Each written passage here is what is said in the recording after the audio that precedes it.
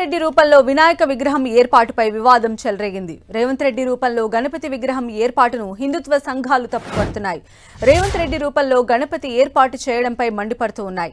హైదరాబాద్లో రేవంత్ రెడ్డి రూపంలో గణపతి విగ్రహం ఏర్పాటు చేశారు ఫిషరీస్ కార్పొరేషన్ చైర్మన్ మెట్టు సాయి. దీంతో మెట్టు సాయి పైన హైదరాబాద్ పోలీస్ కమిషనర్ కి ఎమ్మెల్యే రాజాసింగ్ ఫిర్యాదు చేశారు. వినాయకుడికి తప్పుడు రూపం చూపించిన మెట్టు సాయిపై చర్యలు తీసుకోవాలని రాజాసింగ్ డిమాండ్ చేశారు. హబీబ్ నగర్ లో కూడా గణపతి విగ్రహాన్ని తప్పుగా చూపించడంపై ఆయన మండిపడ్డారు. ఇలాంటి తప్పుడు చర్యలు హిందువుల మనోభావాలను దెబ్బతీస్తాయన్నారు. మత విశ్వాసాల పట్ల గౌరవాన్ని నిలబెట్టాలని, వెంటనే ఆ మండపాన్ని తొలగించాలని రాజాసింగ్ డిమాండ్ చేశారు.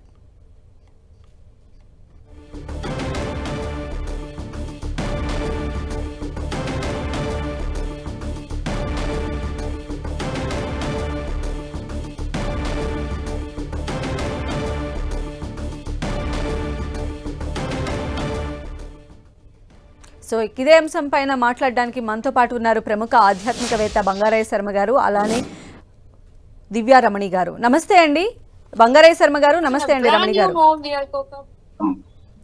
సో బంగారయ్య శర్మ గారు, ముందుగా మనం చూస్తూ ఉన్నాము అంటే ప్రతి మండపంలో కూడా వినాయకుడికి సంబంధించినటువంటి అంటే కొత్తగా ఈ సంవత్సరం పెట్టినటువంటి వినాయక విగ్రహం వచ్చే సంవత్సరం పెట్టకూడదు అనేటువంటి దీనిలో వెళ్తూ ఉన్నటువంటి పరిస్థితులు మనం చూస్తూనే ఉన్నాం.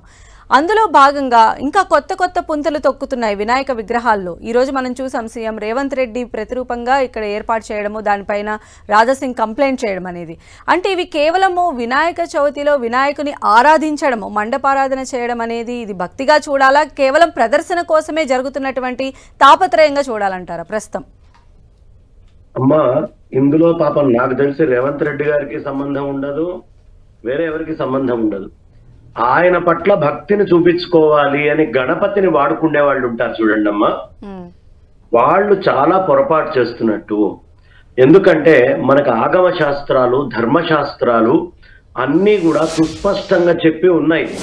ఏ మూర్తి ఎలా ఉండాలి, గణపతి మూర్తి యొక్క కొలతలు ఏమిటి, ఏ లెక్కలో రావాలి, ఎన్ని రూపాల్లో గణపతి ఉంటాడు, 32 రకాల గణపతులు ఏమిటి, 56 రకాల గణపతులు ఏమిటి, ఇలా గణపతి యొక్క అనేక రూపాలు మనకి బాల గణపతి అని, అర్క గణపతి అని, రకరకాలైనటువంటి తరుణ గణపతి, అలా మనకి అనేకమైనటువంటి రూపాలు ఉండగా వేరే రూపాలని తీసుకొచ్చి అది కూడా గణపతిలోకి తీసుకెళ్లి పెట్టడం. ఇంతకు ముందు కూడా ఈ పిచ్చి అనేటటువంటిది సాగుతూనే ఉండేది. కొంతమంది ధోని గణపతి అని, ఇంకొంతమంది ఇంకో రూపంలో గణపతి అని ఇలా పెడుతూ ఉండేవాళ్ళు. అది ఎప్పుడూ మంచిది కాదు, శ్రేయస్కరం కాదు. నాయకులు శాశ్వతం కాదు, మనం శాశ్వతం కాదు, మనం ఉంటాము ఉండము వెళ్ళిపోతాం. కానీ గణపతి ఎప్పుడు వేదములో ధర్మశాస్త్రాల్లో ఎలా చెప్పబడ్డారో అలాగే కొలవబడాలి తప్ప నా ఇష్టం వచ్చినట్టుగా నేను కొలుస్తాను అనకూడదు. ఇలాంటి వాళ్ళ కోసమే ఓ సామెత పుట్టింది, పోతన భాగవతం కొంత నా పైత్యం కొంత అని. ఇది వాళ్ళందరికీ ఎవరికి ఏ పైత్యం వస్తే అది. నిజంగా మీకు అంత భక్తి ఉంటే ఎలా అయితే గవర్నమెంట్ ఆఫీసుల్లో వెనకాల మన రేవంత్ రెడ్డి గారో, మోడీ గారో, ఇంకోటో బొమ్మలు ఉంటాయో, ఆ మంటపంలో మీకు నచ్చినటువంటి నాయకుల బొమ్మలు పెట్టుకోండి. కానీ అది కూడా తప్పే, నా దృష్టిలో రాజకీయం చేయకూడదు. కానీ అసలు గణపతి మూర్తిలోనే మార్పు చేయడం అనేది చాలా అసహ్యకరమైన విషయము, తీవ్రంగా ఖండించాల్సినటువంటి విషయము. ఇలాంటి పొరపాట్లు చేయొద్దని నాయకులు కూడా గట్టిగా చెప్పడం మంచిది. ఆ రూపాన్ని వెంటనే 3 రోజులో 2 రోజులో రోజు ఏకరాత్రం కాగానే తీసేసి పంపించడం అనేది గణేష్ ఉత్సవ కమిటీ కానీ ఇలాంటి వాళ్ళందరూ కూడా ఒక నిర్ణయం తీసుకొని చేయడం చాలా మంచిది. అలానే రమణి గారు, రూపాల పైన పెట్టేటువంటి ఆ దృష్టి వల్ల ఇప్పుడు వస్తున్నటువంటి ఏదో కళాత్మక పేరు చెప్పి చేస్తున్నటువంటి ఇలాంటి విగ్రహాలను ప్రతిష్ఠించి వాటికి పూజలు చేయడం, వీటన్నిటి ద్వారా అంటే అసలైనటువంటి పవిత్రత, అసలైనటువంటి ఆధ్యాత్మికత తగ్గిపోతుందని మనం భావించవచ్చు అంటారా? 100%. ఎందుకనంటే ఇప్పుడు ఒక రూపానికి మనం ఒక భగవంతుడు ఈ రూపంలో ఉన్నాడని ఆరాధన చేస్తాం.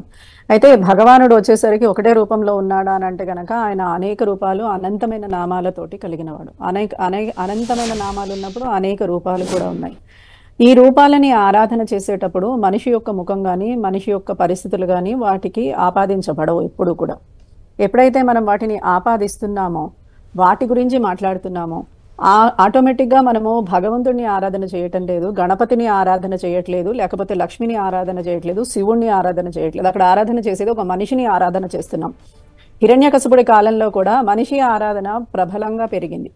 అది కూడా రాక్షస యొక్క ఆయన అసురుల్నే ఆరాధన చేయాలి అంటే ఎవరిని ఆరాధన చేయాలి అంటే హిరణ్యాక్షుడిని తప్ప హిరణ్యకశిపుడిని తప్ప ఇంకెవరిని ఆరాధన చేయకూడదనే నియమాల్ని తీసుకురావడం వల్ల ఆ రాక్షసుల్ని సంహారం చేయడానికి భగవంతుడే తానే ఒక రూపాన్ని ధరించి రావాల్సి వచ్చింది. అలాంటి అసుర ప్రవృత్తిని ప్రేరణ చేయడమే అవుతుంది తప్ప ఇంకేది అవదు. ఇందాక బంగారయ్య శర్మ గారు అన్నట్టు ఎక్కడా అది సీఎం గారికి కానీ ఇంకెవరికైనా కానీ అది సంబంధించింది కాకపోయి ఉండవచ్చు. కానీ ఎప్పుడైతే ఈ విషయము ప్రాచుర్యం పొందిందో అప్పుడు వెంటనే ఆయన తన పరివారంతో చెప్పే అధికారం ఆయనకుంది. చెప్పి ఆయన దాన్ని తీసేయమని చెప్పచ్చు, లేదా దానికి ఆరాధన చెయ్యొద్దు అని చెప్పచ్చు, కొన్ని నియమాల్ని పాటించమని చెప్పచ్చు. అదే మనకి ఏదైనా వేరే మతంలో గనక ఇలాంటివి ఏమన్నా జరిగాయి అనుకోండి, వెంటనే ఆ సంఘాల వాళ్ళు ఏదైనా మాట్లాడగానే మన ప్రభుత్వం కూడా వెంటనే స్పందిస్తుంది. అలాగా హిందూ మతానికి కూడా స్పందిస్తే చాలా బాగుంటుంది. అలా చేయగలిగితే గనక మనం దీన్ని ఖండించవచ్చు. అయితే వివిధ రూపాల్ని పెట్టినప్పుడు మీరు బాలగణపతిని బాలగణపతి రూపంలో చూస్తేనేమో బాలగణపతికి ఉన్న శరీర ఛాయ, ఆకారము, ఆకృతి, ఆయన చేతిలో ఉండే అనేక మనకి ఏమంటారు అంకుశము, ఈ యుద్ధానికి సంబంధించిన ప్రతివి ఏవైతే ఉంటాయో అవన్నీ కూడా ఆ ముద్రలు ఆయన చేతిలో వస్తాయి. దాన్ని బట్టి ఆ గణపతిని మనం ఇలా ఆరాధన చేస్తే బాగుంటుంది అనిపిస్తుంది. విద్యా గణపతిని చూడగానే ఆయన చేతిలో పుస్తకం ఇవన్నీ ఉంటుంది. విద్యకి సంబంధించి పిల్లలంతా వీరిని ఆరాధన చేయడం వల్ల విద్య వారికి వస్తుంది అని తెలుస్తుంది. అయితే రేవంత్ రెడ్డి గారి విగ్రహాన్ని పెట్టడం వల్ల వారిని ఆరాధన చేస్తే, అంటే ఆ గణపతిని ఆరాధన చేస్తే వీరు రేవంత్ రెడ్డి లాగా సీఎం అవుతారనా లేకపోతే ఏంటి వారి ఉద్దేశం అనేది కూడా తెలుసుకోవాలి. అయినా కానీ ఒక మనిషి ఆకృతిని పోలింది పెట్టడం అనేది, లేదా ఒక పార్టీకి సంబంధించిన చిహ్నాలతో కూడినది కానీ భగవంతుడిని పెట్టడము అనేది తప్పే అమ్మా, ఇది కరెక్ట్ కాదు. అలానే బంగారయ్య శర్మ గారు, అంటే ఇప్పుడు ఈ భక్తి చాటున జరుగుతున్నటువంటి ఈ ఆర్భాటాలు అంటే ప్రతి చోట మనం చూస్తూ ఉన్నాము. అంటే మనం చేసుకునేటువంటి ప్రతి పూజలో కూడా హంగు ఆర్భాటాలకే ఎక్కువ ప్రాధాన్యతను కల్పిస్తూ ఉన్నాం. ఇలాంటి విపరీత ధోరణులు సమాజానికి ఎలాంటి నష్టాన్ని చేకూరుస్తాయంటే ఏం చెప్తారు? అసలు ముందు స్వామివారికి ప్యాంటు చొక్కాలు వేసి ఈ పనులు చేయడం అనేటటువంటిదే ఒక సాహసం అమ్మ. అంటే మమ్మల్ని ఎవడు ఏం మాట్లాడతాడులే అనేటటువంటిది ఏకలజ్జ పరిత్యజ్య, ఒక లజ్జ అనేది వదిలిపెట్టి భగవంతుడి మీద భక్తి లేకుండా వేలం బెర్రిగా చేయటం. రెండు, ఈ ఇంపాక్ట్ ఏమవుతుందంటే తెలియనటువంటి వాళ్ళు చాలా మంది ఎవరైతే ఉంటారో ఈ గణపతి గురించి వీటి గురించి తెలియని వాళ్ళందరూ ఓహో ఇట్లా కూడా పెట్టచ్చేమో అని అసలు జ్ఞానం పోయి ఇలాంటి మాయలోకి పడేటటువంటిది ఉంటుంది, ఈ ప్రభావం ఉంటుంది. ఇక ఇది ఎక్కడి దాకా వెర్రి పుంతలు తొక్కుతున్నాయా అంటే, నేను రేవంత్ రెడ్డి గారితో సాయంత్రం మందు గ్లాస్ తీసుకొని కూర్చున్నాను, నేను మోడీ గారితో ఇంకో రకంగా నిల్చున్నాను, ఆ తర్వాత ఆ వెనకాల వాళ్ళ బొమ్మల్ని కూడా తయారు చేసుకోవడం, ఏదైతే మనకి ఇప్పుడు పోస్టర్లలో పెడుతూ ఉంటారో వెనకాల పక్కన, అట్లా ఇక మెల్లిమెల్లిగా ఇవన్నీ కూడా తయారవుతాయి. అసలు వినాయకుడు పోనే పోతాడు, మంటపాల్లో వీళ్ళకి ఏది తోస్తే అది వస్తుంది. ఇలాంటివి చాలా దుష్ప్రభావము, దుష్పరిణామాలకి దారితీసేటటువంటి కార్యక్రమాలు అవుతాయి. ఇలాంటి వాటిల్ని ఎప్పుడూ పైన ఉండే నాయకులు కానీ అదే మిగతా కార్యకర్తలు కానీ ఎవరు ఇచ్చేయకూడదు. మొట్టమొదట నేను సందేశం ఏమిస్తా అంటే, దయ ఉంచి ఆ చుట్టుపక్కల ఉండే హిందువులు ఎవ్వరూ కూడా ఆ మంటపం దగ్గరికి వెళ్ళి నమస్కారం చేసుకోకండి, ఆ మంటపం దగ్గరికి వెళ్ళి ప్రసాదాలు తీసుకోకండి. అలాంటి మంటపాలని బహిష్కరించండి, నిర్ద్వంద్వంగా బహిష్కరించండి. రెండో మాటే అక్కర్లేదు. అదే కాదు, ఏ పార్టీ నాయకుడు కనిపించినా ఎవరు కనిపించినా బహిష్కరించండి. గణపతిని గణపతిగా ఆరాధిద్దాం, గణపతిని గణపతిగా కొలుద్దాం. మనకి తెలియకపోతే పెద్దలను అడిగి తెలుసుకుందాం. అంతేగాని పదవిచ్చారనో పదవుల కక్కుర్తిబడో ఇలాంటి పనులు చేస్తే, దీనిని మీరు ఎంకరేజ్ చేస్తే ఈ పిచ్చి ఇంకా 10 చోట్లకు పెరుగుతుంది. ఆ రోజు పరమేశ్వరుడు త్రిశూలంతో వినాయకుడి శిరస్సును ఎట్లా ఛేదించాడో అలా శిరచ్ఛేదంతో సమానమైనటువంటి పని అవుతుంది. దీనివల్ల మీకున్న ప్రభుత్వమే పడిపోయే అవకాశము, ప్రభుత్వాలకు కూడా ఇబ్బంది కలిగే అవకాశం ఉంటుంది. ఎందుకంటే సనాతన వైదిక మతము చాలా మార్పు చెందింది. మీరు కూడా దాన్ని పాటించేటటువంటి వారి రేవంత్ రెడ్డి గారికి కూడా తెలుసు. గణపతి అంటే ఆయన కూడా ఆ రోజు పూజ చేసుకొని వాళ్ళ అమ్మాయి గారితో శ్రీమతి గారితో కుటుంబంతో కలిసి సోదరులతో కలిసి చక్కగా పూజ చేసుకొని నమస్కారం చేసుకునేటటువంటిదే.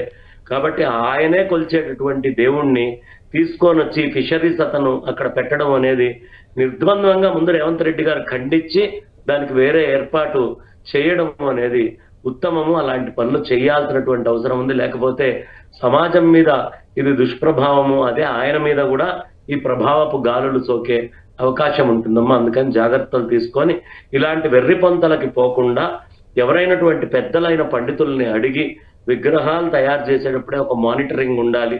ఆ విగ్రహాల పర్మిషన్ ఎలా అయితే కంపల్సరీ అవసరమో ఎవరు ఏ విగ్రహాన్ని తీసుకొస్తున్నారో ఒక 4 రోజుల ముందే వాళ్ళు వెళ్ళి మాట్లాడుకొని ఫోటోలు తీసి ఈ గణేష్ ఉత్సవ కమిటీ దేనికైనా పెట్టి అప్రూవల్ తెచ్చుకోవడం అనేది కూడా ఒక సిస్టమ్ తయారు చేయడం మంచిది. లేకపోతే ఇది ఎక్కడికైనా వెర్రి పొంతలు తొప్పుతుంది.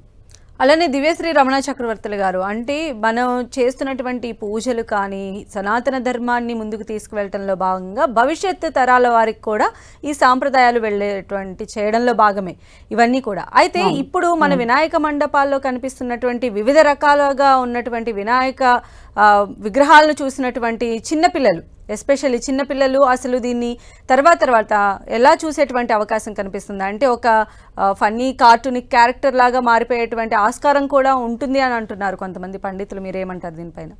ఇది 100% కూడా ఖచ్చితంగా జరిగే అవకాశం ఉందమ్మా. ఎందుకంటే మన పెద్దలు ఆచరించిందే మనం ఇవాల్టి రోజున ఆచరిస్తున్నాం. మనకి పెద్దలు ఇంట్లో ఏదైతే ఆచార వ్యవహారాన్ని చెప్పారో వాటిని ఆచరిస్తున్నాం. పండగలు మనం అలాగే వ్రతాలు, నోములు ఇలాంటివి ఏమన్నా చూసుకున్నా మన పెద్దలు మనకి ఏవైతే సూచించారో ఆ రూట్లో వెళ్ళడానికి ప్రయత్నం చేస్తున్నాం. మన ఇంట్లో వాళ్ళు ఏదైతే చేశారో దాన్ని ఖచ్చితంగా నిజము అని నమ్ముతాం. అలాగే మన తల్లిదండ్రులు మనల్ని ఏదైనా దేవాలయానికి తీసుకెళ్ళినప్పుడు ఆ దేవాలయంలో కనిపించిన రూపము నిజమని నమ్ముతారు పిల్లలు. ఎందుకంటే వాళ్ళకి ఏమీ తెలియదు, పాపం అమాయకంగా ఉంటారు. వాళ్ళకి ఏది కనిపిస్తుందో వాళ్ళ కళ్ళని వాళ్ళ మెదడుని ఏదైతే ఆకర్షిస్తుందో అది నిజమే అని నమ్మి దాన్ని ఆచరించడానికి ప్రయత్నం చేస్తారు. మనం సనాతన ధర్మం పేరుతోటి మన పిల్లలకి ధర్మము నేర్పిస్తున్నామా, ఫ్యాన్సీ ఐటమ్స్ నేర్పిస్తున్నామా, కార్టూన్ నెట్వర్క్స్ నేర్పిస్తున్నామా అనేది మనమే ఆలోచించాలి. అందుకని ఇలాంటి వాటిని అన్నిటినీ బహిష్కరించడమే కాకుండా అసలు ఇలాంటి వాటిని పెట్టాలని ఆలోచన వచ్చిన వారిని కూడా కొన్ని రోజులు బహిష్కరించాలి. అలా చేయడం మొదలు పెడితే అయ్యో ఇలాంటి ఆలోచనలు వచ్చి ఇలాంటివన్నీ చేస్తే గనక మన సనాతన ధర్మానికి విఘాతం కలిగితే గనక మన చుట్టూ ఉన్న వారు ఎవరు సహించరు అనే విషయం తెలియాలి. అయితే ఏదైనా పక్షుల గుంపులో ఎక్కడైనా కాకికి ఏదైనా ఆహారం దొరికితే తనకి సంబంధించిన వారందరినీ తీసుకొచ్చి వాళ్ళందరికీ ఆహారాన్ని పంచిపెడుతుంది. కానీ మనం మాత్రం ఎందుకు అలా ఆలోచించటం లేదు? మనం కూడా పక్షుల కన్నా హీనమైన వాళ్ళం కాదు కదా, మనం ఇంకా చాలా తెలివైన వాళ్ళం.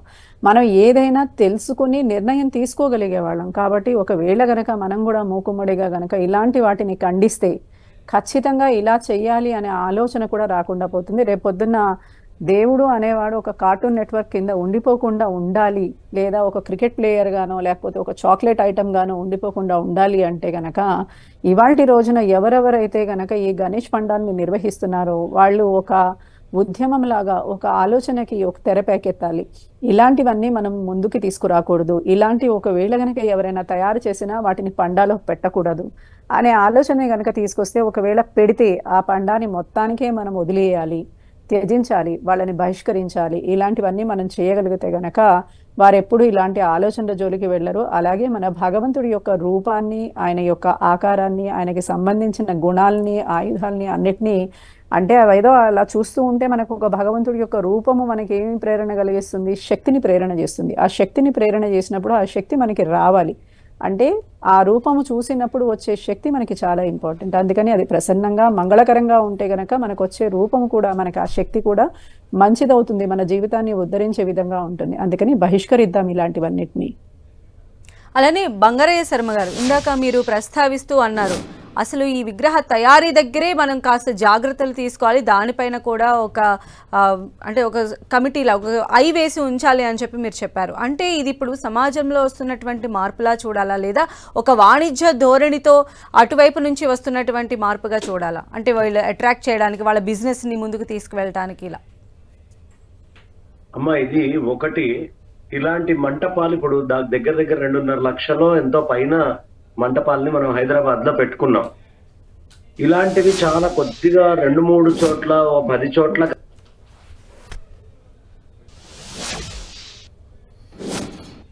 నాయకులు ఎవరైతే ఉంటారో వాళ్ళ పైన వాళ్ళ యొక్క మెప్పు పొందాలని, వాడికి గణపతి ముఖ్యం కాదు, ఇంకేది ముఖ్యం కాదు, కేవలం పై నాయకుల యొక్క మెప్పు పొందాలనే ఉద్దేశంతో ఇలాంటి పనులన్నిటికీ కూడా పూనుకుంటూ ఉంటారు. కాబట్టి అలాంటి వాళ్ళు ఎవరైతే ఉంటారో వాళ్ళని నియంత్రణ చెయ్యాలి. దాదాపు అందరూ భక్తిగానే చేస్తున్నారు. ఇలాంటి వాళ్ళని నియంత్రణ ప్రజలు చేయాలి. ఇప్పుడు మీడియా నిజంగా 10 TV చేస్తున్నటువంటిది చాలా గొప్ప పని. ఈ మీడియా చెయ్యాలి. అదే విధంగా పైన ఉండే నాయకులు ఎవరుంటారో వాళ్ళు కూడా చెయ్యాలి. అది కాకుండా భాగ్యనగర్ గణేష్ ఉత్సవ కమిటీ అని మన శశిధర్ గారు, మిగతా వాళ్ళందరూ కూడా, వాళ్ళు ఎవరెవరు ప్రముఖులు ఉన్నారో వాళ్ళందరూ కూడా ఏకోన్ముఖమై వాళ్ళందరూ కూడా కూర్చొని ఇలాంటివి ఏవైనా ఉంటే అక్కడ అర్చనకి పనికిరావని, ఆ తర్వాత ఎవరెవరైతే పూజలు చేయడానికి వెళ్తున్నారో బ్రాహ్మణులు, ఇలాంటి విగ్రహం ఉంటే వాళ్ళు పూజకి వెళ్లకుండా మేము రాము అనేటటువంటి మాట కూడా ఒకటి చెప్పాలి. ఇది ఎలాంటి తప్పుడు చర్య అయ్యా అంటే, ఇప్పుడు ఎవరింట్లోనో బామ్మగారు ఉంటుందండి. ఆ బామ్మగారు చాలా పద్ధతిగా శాస్త్రీయంగా జీవించి ఉంటుంది. వీడికి భక్తి ఎక్కువైపోయి వాళ్ళు నేను మోడర్న్ డే తోటి సమానం కదా అని వాళ్ళ ఇంట్లో వాళ్ళ బామ్మగారి యొక్క పటాన్ని తీసుకొచ్చి స్విమ్ సూట్ వేసి చేతిలో ఒక గ్లాస్ పెట్టి ఇంకొక చేతిలో సిగరెట్ పెట్టి దాన్ని పెద్ద పోస్టర్ కింద పెట్టుకోడు కదా, అపహాస్యం చేసినట్టు ఉంటుంది. అది ఎలాంటి దుర్మార్గప్పనో, సనాతనంగా వేల సంవత్సరాలుగా వస్తున్నటువంటి ఈ గణపతి ఉత్సవాల్లో గణపతి మూర్తిని మార్చడము అంత పాపిష్టి చర్య. కాబట్టి ఇలాంటి వాటిల్ని మొట్టమొదట సమాజంలో జనాలు అందరూ కూడా నియంత్రించాలి. అందరూ కూడా దీన్ని ఆపుకుంటూ వెళ్ళాలి. మీడియా మీలాగా చక్కగా యాక్టివ్ చేయాలి. ఇది కనుక చెయ్యకపోతే ఇంకా వెర్రి పొంతలు తొక్కుతూ ఉంటుంది. ఇమీడియట్ గా సిపి గారు పిలిచి దాన్ని ఏదైతే కేసు పెట్టారో ఆ మెట్టు సాయి అనే ఆయనకి ఇలాంటివి పెట్టిన వాళ్ళకి గట్టిగా ఒక వార్నింగ్ ఇచ్చి అది అక్కడతోటి పూజలు ఆపిచ్చి దాన్ని విగ్రహ రూపంలో అయినా తయారు చేశారు కాబట్టి ముందు వెంటనే నిమజ్జనం చేయాలి. ఆ తర్వాత ఎవరు పడితే వాళ్ళు ఎలా పడితే అలా ప్యాంట్లు, చొక్కాలు, గాగుల్స్ ఎవరికి ఏది తోస్తే అది పెట్టడం అనేది సరదా కాదు. ఇలాంటి పాపిష్టి పనులు ఎవరైనా చేసినా వాళ్ళందరికీ చెప్పండి, అయ్యా నువ్వు ఇలాంటి పని చేస్తే మీ నాయకుడు ఓట్లు కోల్పోతాడు, మేము ఎవ్వరం ఇలాంటి తప్పు చేసిన నాయకులు ఉన్న వాళ్ళకు కూడా ఓట్లు వేయము, అది ఏ పార్టీ అయినా కానివ్వండి అని స్పష్టంగా ఒక గట్టి కంకణబద్ధులై గట్టి దీక్ష తీసుకుంటే నాయకులే వీళ్ళకి బుద్ధి చెప్తారమ్మా ఇలాంటి తప్పుడు పనులు చేయొద్దు అని. కాబట్టి వీటి వల్ల యువత చెడిపోయేటటువంటి, కొత్త మంటపాలు పెట్టుకునే వాళ్ళు చెడిపోయే అవకాశం ఉంటుంది. భవిష్యత్తులో మా పూర్వం ఇట్లా పెట్టలేదా, అట్లా పెట్టలేదా, ధోని వినాయకుడు రాలేదా, విరాట్ కోహ్లీ వినాయకుడు రాలేదా అనే మాటలు వస్తాయి. ఇది ఒక వ్యాపార ధోరణి ఏం లేదమ్మా. ఏదో ఒకటి ఘటం చెందియాత్ పటం చెందియాత్. నువ్వు మనం మామూలుగా నడుచుకుంటూ వెళ్తే ఎవరు రోడ్డు మీద చూడరు. అందుకని పెద్దవాళ్ళు ఏం చెప్తారంటే, ఎలాంటి వాళ్ళని చూస్తారు అంటే, ఈ నడి రోడ్డు కూడల్లో నిల్చొని చొక్కా పరాపరా చించుకొని గాడిదలాగా ఒండ్ర పెట్టి ఆకాశం వైపు ఎవడైనా చూస్తున్నాడు అనుకోండి అమ్మా, అందరూ ఏదో వింత చూసినట్టు చుట్టూ మూగుతారు. ఈ జనాలని బాగా అట్రాక్ట్ చేయాలనేటటువంటి ఆలోచన ఉన్నవాళ్ళు అది పై వాళ్ళకి ఏమైతుంది, నాకేం నష్టం అవుతుంది, ఇవేం ఆలోచించకుండా ఇలాంటి విగ్రహాలు తీసుకొని పెట్టి అలా చేసేవాడికి ఈ దారిలో నిల్చొని చొక్కాలు చించుకొని గాడిదలాగా ఓంటర్ పెట్టి జనాలని చుట్టూ తెచ్చుకునే వాళ్ళకి తేడా ఉండదు. జనాలు చుట్టుముగడం ఆపేస్తే వీళ్ళు చేసే వెక్కిలు చేష్టలు ఆపేస్తారు. అలానే రమణ చక్రవర్తులు గారు, అంటే వినాయక విగ్రహాలు ఏర్పాటు చేయడంలో రకరకాల గెటప్స్లో వినాయకుడిని ఈరోజు ప్రతిష్ఠించాలి మండపంలో అని ఆలోచిస్తున్నారు. సరే, అయితే భక్తి విషయంలో కూడా ఇలాంటి పోటీ, అంటే విగ్రహాన్ని పెట్టేటువంటి టైంలో పడేటువంటి పోటీ, అంటే వాళ్ళకన్నా మేము బాగా పెట్టాలి, ప్రెజెంట్ చేయాలి అనుకునే దానిలో ఉన్న పోటీ, ఇప్పుడు భక్తి విషయంలో కూడా అది ఒక పోటీలాగా మారకూడని సిచ్యువేషన్స్ ఉండాలి కదా, మీరేమంటారు? 100%. మీరు అడిగే ప్రతి ప్రశ్న, మీరు ఏదైతే 10 TV ముఖంగా చెప్తున్నారో ఇది అందరికీ ఒక సంకేతం అవ్వాలి, సందేశం అవ్వాలి.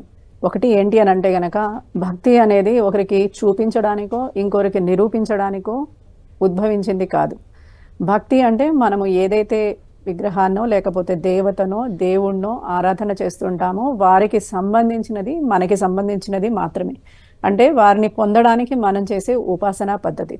ఉపాసకులు అని అనేసరికి ఏమంటాం, వారు ఏ దేవతారాధన అయితే చేస్తున్నారో గణపతి ఉపాసకులు అంటాం. అంటే వారు గణపతిని తదేక దీక్షతోటి ఆరాధన చేస్తూ గణపతినే సాన్నిధ్యం పొందాలి అని అనుకుని, గణపతినే సర్వము అనుకుని అనంతమైన స్వరూపాన్ని ఆరాధన చేస్తున్నవారు అని అర్థం. అయితే ఎప్పుడైతే వారికి ఈ మధ్యలో ఇంకేమన్నా వచ్చాయా, ఇంకేమీ రాలేదు.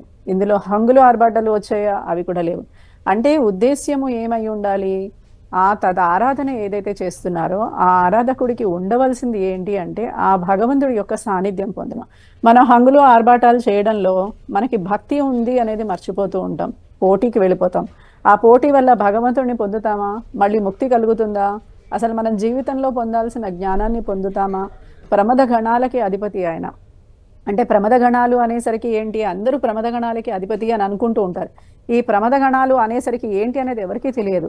ఎమోషన్స్, మనకి ఉండే ఎమోషన్స్, అలాగే మనకు ఉండే ఫీలింగ్స్, అలాగే మనకు ఉండే థాట్స్, ఈ మూడిటికి గణాలు ఉంటాయి. ఈ గణాలకి అధిపతి ఆయన. అవి బాగుండాలనుకోండి, చక్కటి వాతావరణం కలిగి ఉండాలి అని అంటే గనక మనలో కూడా అలాంటి ప్రశాంత చిత్తమైన వాతావరణం ఉండాలి. అప్పుడు ఎప్పుడు వస్తుంది, మనం ఎవరికైనా చూపించాలి అనుకున్నప్పుడు మనం పోటీ పడడం మొదలు పెడతాం. ఆ ఉపాసకుడి కన్నా నేను గొప్ప అని చెప్పుకోవాలని ప్రయత్నం చేసాం అనుకోండి, హంగులు ఆర్భాటాలకి వెళ్ళి అనవసరమైన ప్రాచుర్యాలకి వెళ్ళిపోతారు. ఆ ప్రాచుర్యాల వల్ల పొందవలసిన భగవంతుడి యొక్క పాదాలని కూడా పొందకపోగా భూమి మీద కూడా తన పాదాలు పెట్టడానికి స్థానం లేకుండా కోల్పోతారు.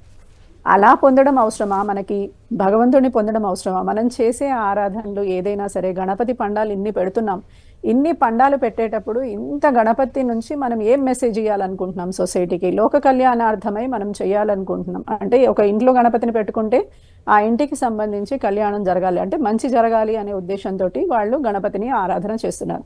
ఎప్పుడైతే మనం రోడ్డు మీద గణపతిని పెట్టాము, 4 రోడ్ల కూడల్లో గణపతిని పెట్టాము, అక్కడ ఉన్న వారందరినీ ఆకర్షించాలని పెట్టాం. అంటే అందరినీ భగవంతుడికి ఆయన వైపు వారి ముఖాన్ని తిప్పి వారి యొక్క భక్తిని, అట్రాక్షన్ ఏదైతే ఉందో ఆయన వైపు మార్చాలని ప్రయత్నం చేస్తున్నాం.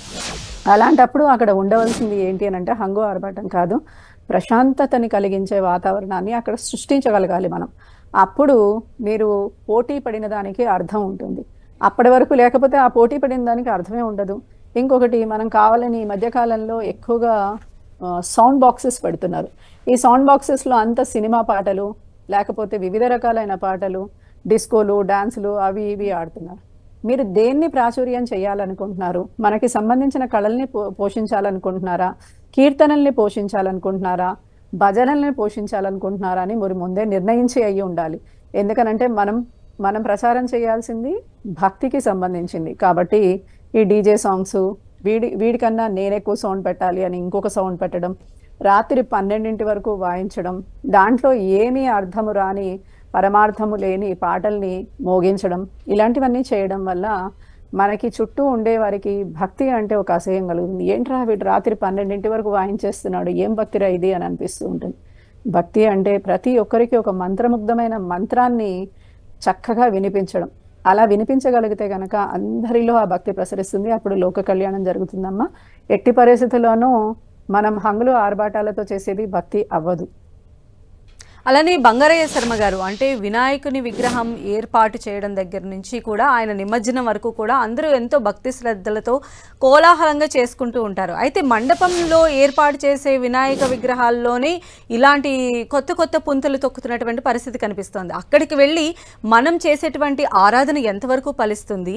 ఆ విగ్రహాన్ని తలుచుకొని మనం నమస్కారం చేసినప్పుడు కనిపించేటువంటి ఆ విగ్రహ ఆరాధన, అంటే ఆ ఐడియల్ మనకు కనిపించాలి కదా. కానీ అక్కడేమో డిఫరెంట్ వినాయక విగ్రహాలు కనిపిస్తూ ఉంటాయి. మనం కళ్ళు మూసుకున్నప్పుడు ఆ వినాయకుడిని స్మరించుకోవడం వల్ల జరిగేటువంటి అంటే ఏదైనా ప్రయోజనం అనేది ఉంటుందంటారా అలాంటి విగ్రహాలను మనము అర్చన చేసినా లేదా మొక్కుకున్నా? భగవంతుడు ఎలా అంటే భక్తుడి యొక్క కార్యాన్ని చేయడానికి రూపం ధరించి వస్తాడమ్మ. ఉపాసకానాం కార్యార్థం బ్రహ్మణో రూపకల్పతే. ఇప్పుడు ఇక్కడ ఏం జరుగుతుంది, మనం అక్కడికి వెళ్ళి కూర్చుంటాం. కూర్చోగానే కెమెరా పెడితే మనకు స్పష్టంగా ఇప్పుడు మీరు చూపిస్తున్న దాంట్లో రేవంత్ రెడ్డి అని తెలియట్లేదమ్మా. రేవంత్ రెడ్డి గారు అని తెలిసినప్పుడు అక్కడ కూర్చొని మనం పూజ చేస్తూ ఉన్నాం అనుకోండి, ఎవరు కనిపిస్తారు? వినాయకుడు ఏమైనా కనిపిస్తాడా? వినాయకుడు నామాలు ఏమైనా ఉంటాయా? ఎంతసేపు ఉన్న ధ్యాస అంతా రేవంత్ రెడ్డి రేవంత్ రెడ్డి రేవంత్ రెడ్డి అని ఆయన మీదకే వెళ్తుంది. అసలు భక్తితోటి శ్రద్ధగా భగవంతుణ్ణి చేసేటటువంటి అవకాశమే అక్కడ ఉండదు.